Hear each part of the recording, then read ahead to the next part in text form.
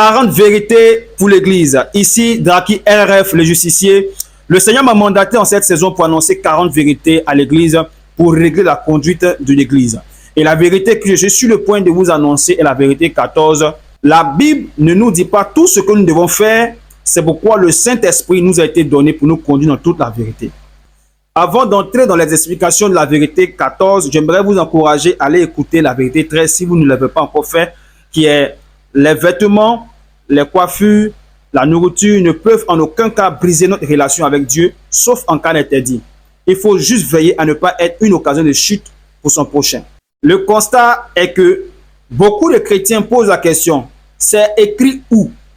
Lorsque certains prophètes ont des pratiques, par exemple, des prophètes qui prient avec le sel, des prophètes qui prient avec le talit, des prophètes qui vont à la mer pour prier, des pasteurs qui donnent des temps de prière. On prie à 4 heures, on prie à midi, on prie à 15 heures, on prie à telle heure pour activer les anges.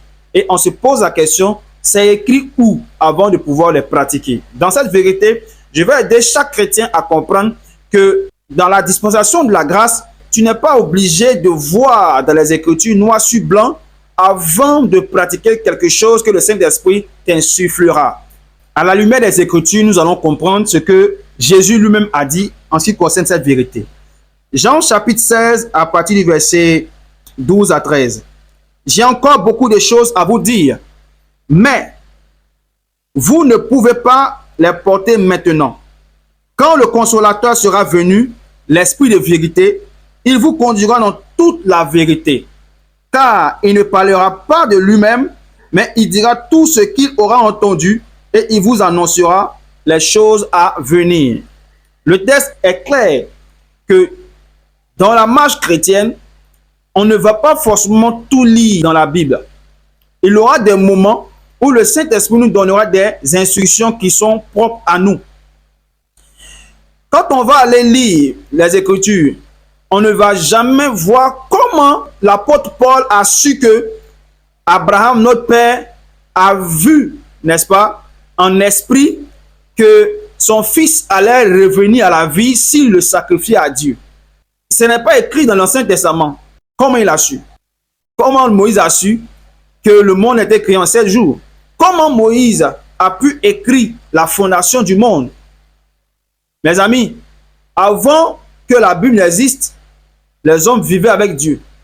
Et les informations qu'ils ont reçues de Dieu n'étaient pas écrites quelque part. C'est Dieu lui-même qui leur a parlé directement. Mais avec le temps, les informations que Dieu a données aux hommes ont été constituées en documents que nous appelons aujourd'hui la Bible. Ce Dieu qui parlait avant la Bible parle toujours après la Bible. La Bible dit, le Saint-Esprit, n'est-ce pas, sonde les profondeurs de Dieu. Le Saint-Esprit, c'est Dieu lui-même qui vit en nous. Il a toutes les informations passées, présentes et futures. Donc, il est capable de nous donner toutes les informations qu'il faut. Donc, ne vous focalisez pas sur c'est écrit où pour empêcher, n'est-ce pas, l'action de Dieu dans votre vie. Donc, avec le temps, il y a des choses même que Dieu te dit sans que tu ne lises la Bible. Et tu découvres ça avec le temps. Donc, aujourd'hui, les prophètes qui disent qu'on prie, n'est-ce pas, dans telle direction, par rapport à la lune, on se pose la question, mais est-ce que c'est écrit quelque part? Jésus lui-même, de son vivant, qui est notre modèle parfait, il a pris la boue pour guérir les yeux d'un aveugle.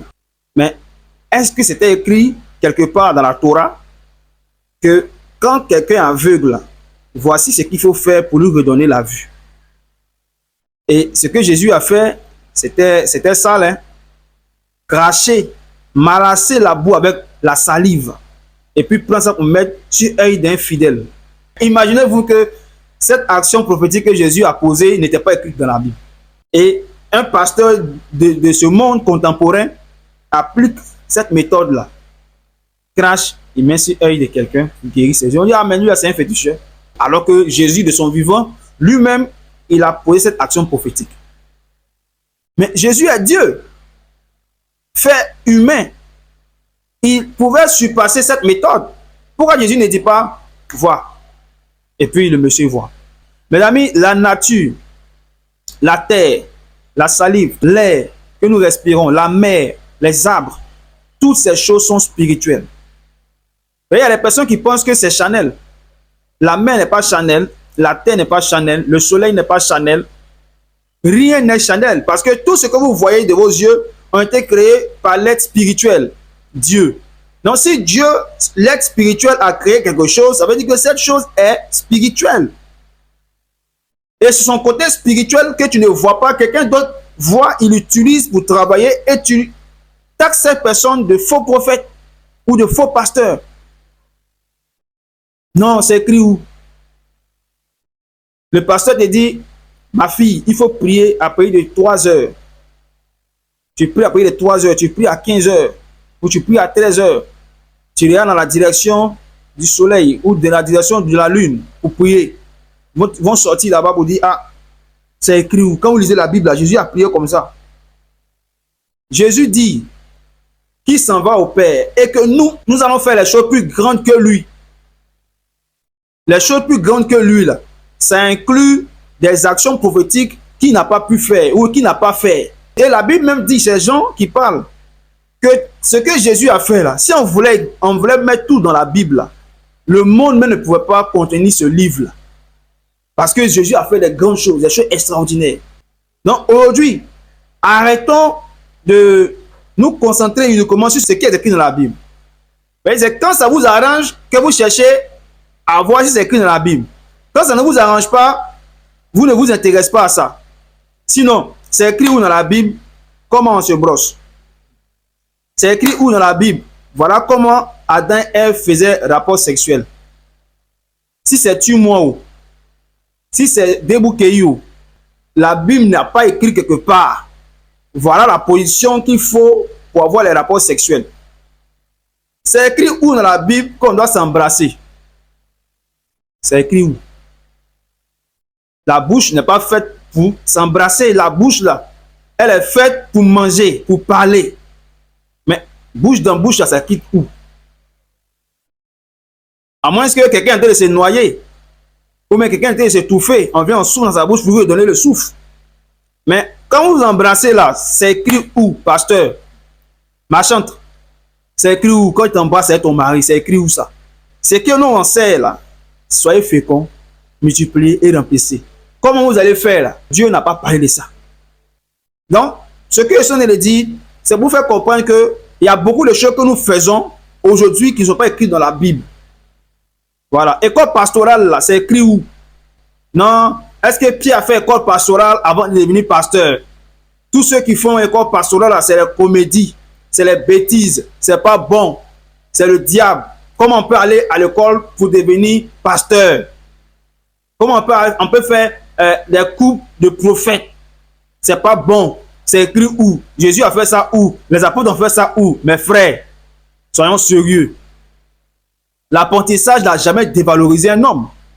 L'apprentissage a toujours été un plus pour la connaissance de l'homme. Donc, en quoi est-ce que c'est mauvais d'apprendre à connaître Dieu au travers des cours pastoraux, des cours sur le prophétique? Mais ils vont te sortir la phrase fétiche, c'est écrit où? Tu vas partir à l'école, tu es parti à l'école, tu peux être pasteur. Ce n'est pas un problème. Mais ne condamne pas celui qui va à l'école pour devenir pasteur. Mais qui te dit aussi que c'est parce qu'il est parti à l'école qu'il est devenu pasteur? Dieu l'a appelé à être pasteur. Maintenant, il fait école encore pour approfondir sa connaissance. Les apôtres, là, avant que Jésus ne les laisse, ils ont fait 3 ans avec lui. C'était leur école pastorale comme ça. Le fait d'être toujours avec Jésus, apprendre de lui, la pratique, c'est une école pastorale.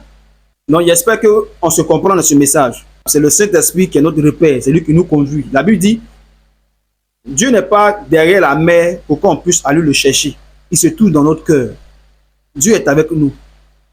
La première chose qui doit vous emmener à savoir si ce que vous êtes sur le point de faire est de Dieu ou pas, c'est votre conscience. Votre conscience représente le baromètre de tout jugement des esprits. Quand tu veux faire quelque chose, est-ce que ta conscience est d'accord? Quand ta conscience n'est pas d'accord, déjà, tu n'as pas besoin de savoir c'est écrit où. Ta conscience même te dit non, ne le fais pas. Et quand tu marches comme ça, tu évites beaucoup de choses. C'est vrai qu'il y a beaucoup de choses que les prophètes vont nous demander de faire ou les pasteurs vont nous enseigner qui ne sont pas forcément écrits quelque part dans la Bible. Mais aussi, il y a d'autres qui vont nous demander de faire des choses qui sont directement venus de l'enfer pour nous perdre. Le diable est dans cette histoire d'église-là. Hein. Il y a beaucoup d'églises là. Le pasteur, ce n'est pas un pasteur que Dieu lui-même établit. Hein. C'est le diable qui sert d'un temple baptisé église. C'est un business qu'il a mis en place pour gagner l'argent. Comme je vous le dis, on ne prend pas l'apparence des trompeurs pour venir tromper. On prend l'apparence d'une personne qui est dans la vérité. Voilà, donc il fera tout son possible pour vous enseigner également la parole de Dieu aussi. Il dira les choses qui viennent de la Bible. Mais, mes frères, à la fin, il fera des choses qui vont vous détourner de la voie de Dieu. La Bible dit tu ne commettras point l'adultère, ni la fornication. C'est un péché, non? Mais comment se fait-il que le pasteur là te dit que pour que tu puisses avoir un enfant là, il va avoir un rapport sexuel avec toi, que c'est une décision prophétique. Il faut la sémence du prophétique en toi. Donc, il va coucher avec toi avant que tu ne puisses avoir des enfants. Et puis toi aussi, tu dis, Seigneur, tu m'as parlé, merci. Tu t'en vas et coucher avec toi. C'est pas possible. Donc, il y a des instructions prophétiques que quand vous entendez, non seulement ce n'est pas écrit dans la Bible, et puis ça contredit les Écritures. Ça là, c'est pas Dieu. Comment on fait pour savoir que ce que le pasteur t'a donné comme instruction divine n'est pas de Dieu? C'est simple. Première chose, est-ce que ça ne contredit pas les Écritures? Deuxième chose, Saint-Esprit, que dis-tu de ce que l'homme de Dieu là me dit? C'est qu'une femme doit prêcher. Ce qu'on voit dans la Bible, c'est que l'apôtre Paul a dit la femme ne doit pas prêcher. D'où vient le fait qu'il y a des pasteurs femmes, il y a des prophétesses qui tiennent des églises? C'est écrit où? Mes frères, c'est vrai que ce n'est pas écrit, hein? Où il y avait femmes qui étaient pasteurs dans la Bible, mais c'est aussi écrit que le Saint-Esprit descendra sur toute chair. C'est aussi écrit que il n'y aura plus de distinction entre l'homme et la femme, car nous sommes tous unis à Christ. Il n'y a ni homme, il n'y a ni femme, il n'y a ni grec, il n'y a ni juif, il n'y a ni libre, il n'y a ni esclave. Nous sommes tous un en Christ. Et ce n'est pas le sexe qui fait l'œuvre de Dieu, c'est l'esprit qui fait l'œuvre de Dieu. Dieu a pu passer par Anne pour parler à quelqu'un. Ce n'est pas une femme qui a l'image de Dieu que Dieu ne peut pas utiliser pour parler à son peuple. Sachez aussi que les coutumes là ne sont pas du diable. Les traditions ne sont pas du diable. Mais c'est toute tradition qui contredit les Écritures qui viennent du diable. Dans la culture juive, là-bas, les femmes n'avaient pas droit à tenir des assemblées. Donc, il devient chrétien, les gars continuent dans cette même lancée. Mais avec l'évolution des choses, nous tombons dans les civilisations où les femmes sont présidentes, femmes gendarmes, les femmes sont pilotes, elles jouent au football. Donc, les femmes font tout aujourd'hui. Dans cette civilisation-là, est-ce que Dieu ne peut pas utiliser les femmes pour tenir une église? Si une femme peut être gendarme, c'est l'église, la femme ne peut pas faire. Non, ça c'est le monde. Non. C'est par rapport aux coutumes que Dieu aussi travaille avec les hommes. Donc, si Dieu est dans une civilisation où les femmes ont l'opportunité de faire toutes les activités, les femmes sont partout, elles font tout. Il n'y a pas une activité aujourd'hui que les femmes ne font pas. Les femmes, elles font tout. Donc, dans une telle civilisation, Dieu se sert aussi de cette civilisation pour prendre des servantes qui pourraient être prophétesses, pasteurs, apôtres, pour les établir dans l'église. Et ça ne doit pas déranger quelqu'un. Si une personne prêche bien et puis elle arrive à garder les âmes, ça cause quel problème? Mais ce n'est pas pareil, ce n'est pas écrit dans la Bible que Dieu ne peut pas utiliser la femme aujourd'hui pour être pasteur, pour être prophète. Mais comme l'apôtre Paul a dit ça hier, alors, non, eux, c'était leur coutume. Quand Dieu appelle quelqu'un, que ce soit une femme ou un homme, sache que du moment où c'est Dieu qui l'a appelé, c'est validé, il n'y a rien à dire. Quand on ne comprend pas, là, on se tait. Prière talit, là, ça fait quoi? Et c'est Jésus prière talit. Et Jésus prière talit. Mais, quand il vous pose la question, mais attends, pourquoi les gens qui sont déjà chrétiens, là, chaque fois, ils tombent en transe? C'est écrit où? Répondez-moi aussi. C'est écrit quelque part. Les apôtres sont déjà tombés en transe.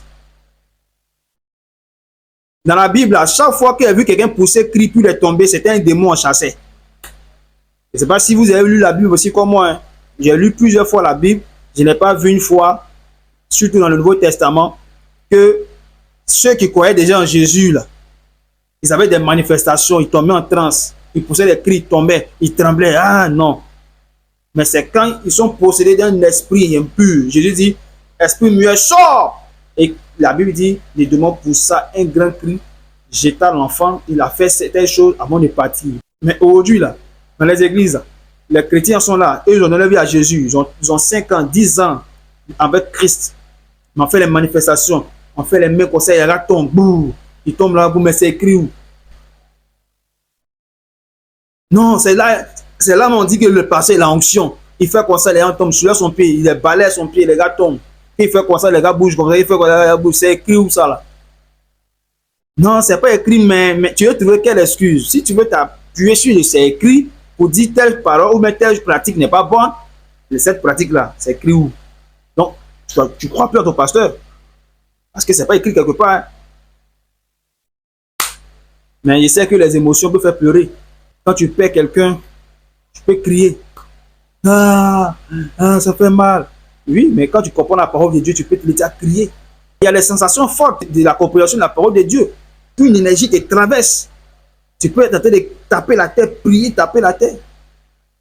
Bon, moi, personnellement, je ne suis jamais tombé en transe. Donc, je ne sais pas comment ça marche. Je ne veux pas te dire que non, comme ce n'est pas écrit, alors tous ceux qui font ça, c'est le diable, c'est le démon qui les possède. C'est frère. Je n'ai pas quoi expérimenter. Moi, j'ai prié, j'ai prêché l'évangile. Il y a des gens qui sont tombés pendant qu'ils prêchent. Ils ne savent pas ce qui s'est passé, puis ils sont tombés. S'ils ont fait exprès ou n'ont pas fait exprès, mais ce qui est sûr, c'est qu'ils sont tombés, c'était des chrétiens. D'autres sont tombés, ils ont commencé à pleurer, d'autres bouger, d'autres taper la tête. J'ai expérimenté ça aussi. Mais moi, personnellement, je n'ai pas encore expérimenté. Mais je ne peux pas dire, comme moi, je n'ai pas encore expérimenté, alors, comme ce n'est pas écrit aussi, hein, je suis chrétien, ce n'est pas écrit non plus. Donc, ce que vous faites là, c'est la planterie, c'est le diable qui vous anime. C'est les dépotoirs de Satan, comme dirait un certain pasteur. C'est les dépotoirs de Satan où on tombe, où on crie, non. Mais parce que Dieu est Dieu et qu'il est grand, il est au-dessus de nous tous. On ne peut pas égaler sa connaissance, on ne fait que découvrir en longueur de journée jusqu'à ce que le monde va finir. On va continuer de découvrir et même dans l'éternité, on va continuer de découvrir. Alors, on ne peut pas tout savoir, on ne peut pas tout connaître. Je préfère me taire quand je ne comprends pas. Si le Saint-Esprit m'a révélé clairement que ce que tu es en train de faire, ce n'est pas bon, alors je te le dirai. Ce que l'homme de Dieu t'a dit, ce n'est pas bon, alors je le dirai. Parce que le Saint-Esprit m'a éclairé là-dessus. Mais si je n'avais pas reçu une information, je me tais. C'est important aussi de se taire. Donc aujourd'hui, j'aimerais que vous compreniez cela. Ne faites pas l'amalgame entre le fait d'entendre la voix de Dieu audiblement et le fait de lire les Écritures. La Bible, là, quand vous la lisez, elle peut vous dire des choses qui ne sont pas adaptées à vous. Hein. Oui, c'est écrit dans la Bible, mais ça te concerne. Tu vas les lire, les Écritures. Jésus a dit, allez dans toutes les nations, il fait de toutes les nations des disciples. Et toi, tu te lèves, tu commences à parcourir les nations.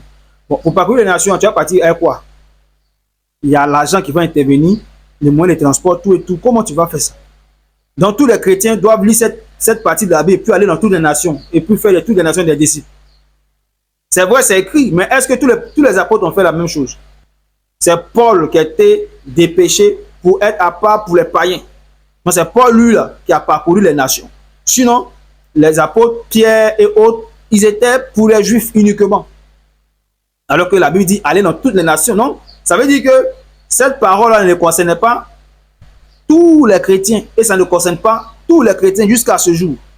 Dans les chrétiens, là, eux ne vont pas gagner toutes les nations. Ils ne vont pas partir prêcher l'évangile partout. Certains seront au quartier, d'autres seront en Afrique, d'autres seront partout dans le monde. Mais chacun a sa mission sur la terre. Et les Écritures, on la comprend avec l'aide du Saint-Esprit. Donc, quand tu lis la parole de Dieu avec l'assistance du Saint-Esprit, tu comprends mieux la parole pour pouvoir puiser ce qui est dans la parole de Dieu pour l'appliquer à ta propre vie. Voilà comment on lit les Écritures. C'est écrit où? C'est écrit où? Il faut que ça quitte dans vos têtes. La question que vous devez vous poser, le Saint-Esprit en pense quoi? Est-ce que c'est le Saint-Esprit qui est l'initiateur de cette pratique? Si c'est le Saint-Esprit, vous n'avez rien à dire. Et on n'est pas obligé de comprendre tout. Voilà. Jésus lui-même a dit, Il y a des choses qu'ils ont envie de vous dire, qu'ils ne pourraient pas supporter. Ils ont fait 3 ans avec Jésus, hein, et Jésus leur dit ça. Ça veut dire que tu peux être pasteur, tu peux être apôtre, tu peux être bishop, tu peux être même vieux, patriarche. Et puis, un jeune serviteur de Dieu, il a 25 ans en âge, et puis il a seulement 2 ans de ministère. Il va poser une action prophétique, il va enseigner un message, il va faire quelque chose. Et les vieillards, les patriarches ne pourront pas comprendre. Parce que ce n'est pas parce que tu es vieux dans le ministère que tu dois tout comprendre en ce qui concerne les choses de Dieu. Mes amis, Jésus a dit aux apôtres qu'il y a des choses que j'ai envie de vous dire, vous ne pouvez pas comprendre maintenant. Quelqu'un me dit là-bas, ah mais en ce moment le Saint-Esprit n'est pas venu, mais maintenant le Saint-Esprit est venu. Ah, donc comme le Saint-Esprit est venu, non, tu connais tout. L'apôtre Paul n'a-t-il pas dit que nous connaissons en partie? Nous n'avons pas toute la connaissance infuse. Voilà, même dans l'éternité, on ne cessera d'apprendre. Chaque jour, on va découvrir des nouvelles choses, même dans l'éternité. Donc, arrêtez de vous fatiguer avec cette question. C'est écrit où? Vous ne verrez pas tout ce que Dieu veut qu'on fasse dans la Bible. Soyez-en sûrs. Le cas des styles musicaux. Est-ce que dans la Bible, il y a un style musical qui a été, n'est-ce pas, écrit pour dire, ah, quand tu sais Dieu, voici comment tu dois chanter. Voici comment on chante. Voici comment, voici les chants que Dieu accepte. Si tu fais le rap, c'est pas Dieu. Qui a initié le rap? Vous savez quelle pensée ils ont eu au moment de faire le rap? Le coupé-décalé. Claire Bailly dit, elle fait le coupé-décalé. Oh, c'est gâté. Pourquoi même prendre coupé-décalé? Même si elle chante, Jésus, allez, Atalakoué, Jésus, Christ. Atalakou en Jésus même. Les chrétiens disent, c'est écrit où qu'on doit faire coupé-décalé en Jésus. Ça, c'est mondain. Vous voulez mettre le monde à l'église. Donc, il y a un style musical que Dieu a agréé. Dites-nous, on va voir dans la Bible. Ah, donc, les chants que vous exécutez à l'église, là, vous pensez que c'est quitté où? Il y a le zouk. Vous chantez zouk à l'église. Mais zouk, là, ça vient d'où? Non, c'est l'amour, l'amour. Ah, donc, c'est vous qui avez initié le zouk. Reggae, je vois les chants reggae. Reggae, là, ça vient de qui? De Christ. C'est écrit dans la Bible. Que, ah, voilà comment les gens chantaient à Dieu dans le style musical du reggae, ou du rap, ou le slam, ou le dombolo. Non, mes amis. Tout ce que vous devez savoir, c'est que la Bible dit, tout existe par Dieu. Donc, tout doit être fait pour lui seul, pour lui rendre honneur et gloire. Donc, que ce soit du coupé-décalé, que ce soit du rap, que ce soit le zouk, que ce soit le reggae, peu importe le style musical que tu fais, si pour toi c'est de rendre gloire à Dieu, alors le Seigneur est avec toi. Il est avec toi. Il y a des talents qui ne sont pas écrits dans la Bible. Mais ces talents-là, ce n'est pas parce que ce n'est pas écrit dans la Bible qu'on ne doit pas les mettre à la gloire de Dieu. On ne doit pas les pratiquer pour la gloire du Seigneur Jésus. Donc, arrêtons ça. Soyons matures. Posons-nous la bonne question. Est-ce que le Saint-Esprit a autorisé cette pratique? Est-ce que le Saint-Esprit est derrière? Si tu n'as pas la réponse de la part du Saint-Esprit, tais-toi. Tu n'es pas obligé de commenter tout ce que tu ne comprends pas. Tu n'es pas obligé de dire que ah, telle chose n'est pas bonne, alors que toi-même tu ne comprends pas. La Bible dit de ne pas blasphémer contre le Saint-Esprit. N'attribuons pas les choses de Dieu à Satan et n'attribuons pas les choses de Satan à Dieu. Faisons un effort maximum d'être, n'est-ce pas, lucide pour juger les choses. J'espère que le message est bien perçu. La bonne question qui doit être posée, la question la plus essentielle, c'est est-ce que le Saint-Esprit autorise ça? Parce que même si c'est écrit, ça peut être écrit, mais le Saint-Esprit ne le veut pas pour toi. Voilà. Ça peut ne pas être écrit et le Saint-Esprit te demande de le faire. Donc, marchons avec le Saint-Esprit. La Bible dit dans Romains chapitre 8, verset 14, ceux qui sont conduits par le Saint-Esprit sont les fils de Dieu. Donc, un enfant de Dieu doit être conduit par le Saint-Esprit. C'est le Saint-Esprit qui nous conduit, qui nous oriente, qui nous guide. Donc, laissons-nous conduire par le Saint-Esprit et non par la Bible. Ce n'est pas la Bible qui nous conduit. La Bible, là, c'est pour nous, c'est pour se documenter, pour avoir des informations sur comment Dieu a marché avec les gens. Maintenant, le Saint-Esprit nous aide à tirer les informations qui sont bonnes pour nous. Donc, cette Bible-là, elle ne régit pas la vie. C'est Dieu qui régit la vie. Et ce Dieu-là a vécu avec les hommes. Et ces hommes nous ont laissé par des écrits, les histoires que Dieu a vécues avec eux. Donc, la Bible n'est pas toute la parole de Dieu, mais elle contient la parole de Dieu. Et tout ce qui est écrit ici ne doit pas être mis en pratique. Et ici, là, on entend le diable parler aussi. Les magiciens parlent ici. Tout le monde, beaucoup de personnes parlent dans cette Bible. Ce n'est pas Dieu ceux qui parlent. Donc, sachons utiliser la parole de Dieu et marchons avec le Saint-Esprit pour ne pas se laisser tromper. Voilà. Vous souvenez que Paul, pendant une de ses missions, il y avait un esprit de python qui était derrière lui. Oh, ce monsieur est un envoyé de Dieu. Écoutez-le, suivez-le. Ce qu'il dit est la vérité. Alors que c'était l'esprit de python qui animait cette dame. Elle a fait ça sur plusieurs jours. Mais après, le Saint-Esprit a révélé à l'apôtre Paul que ce que la femme est en train de faire n'était pas de Dieu. Elle n'était pas animée d'un esprit de Dieu. Et la Bible dit que l'apôtre Paul a pris autorité sur cet esprit et la jeune femme a été délivrée de son démon. Mais qu'est-ce qui a fait que l'apôtre Paul a pu savoir? Est-ce que c'est écrit quelque part que quand quelqu'un est derrière toi et te félicite, il a habité d'un esprit de démon? Non. Ce n'est pas les femmes qui se sont levées et disent Maranatha, Jésus, gloire à l'agneau, Hosanna, fils de David. Elles ont mis les pains, les feuilles de rameau pour que Jésus puisse passer dessus. Est-ce que Jésus a condamné l'acte? Non. Mais dans le cas de Paul, la dame était habitée d'un esprit de python. Donc, c'est le Saint-Esprit qui peut nous donner la lumière entière sur tout ce qui concerne ce que nous devons faire, ce que les autres doivent faire, ce que les enfants de Dieu doivent faire en tant que chrétiens. J'espère que cette vérité vous a fait énormément de bien. Je vous encourage à rester connecté à cette page, à vous abonner pour ne rien rater, parce que la vérité suivante, qui est la vérité 15, selon Dieu, la famille chrétienne passe avant la famille biologique. Je suis Draki RF, le justicier. Peu importe le prix à payer pour annoncer ces 40 vérités, je paierai le prix, car je sais ce que j'ai vu, je sais ce que j'ai entendu, et puis je suis dans ma gamme. Shalom, je vous aime. La Bible ne nous dit pas tout ce que nous devons faire, c'est pourquoi le Saint-Esprit nous a été donné pour nous conduire dans toute la vérité.